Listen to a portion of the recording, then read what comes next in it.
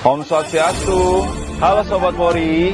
Today we are with Chief of Indonesian National Police checking the readiness of the troops and the equipment fittings. Baru saja kita meninjau salah satu titik posko yang disiapkan yang ada di dekat Apurva untuk mengecek kesiapan dari peralatan dan persiapan dari anggota yang ada. Jadi kita cek satu-satu mulai dari personel yang dipersiapkan untuk menghadapi apabila ada satu kerusuhan, kemudian ada eskalasi yang meningkat, semuanya tergelar dengan baik. Kemudian juga apabila ada kontingensi terkait dengan masalah bencana, tadi kita cek satu-satu mulai dari peralatan SAR untuk menyelam, kemudian apabila ada ketinggian juga ada, dan juga peralatan-peralatan untuk penyelamatan. Chief of the International Police make sure all of the equipment are all set for the G20 presidency secure and safe.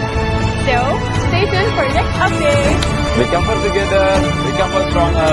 Salam presisi.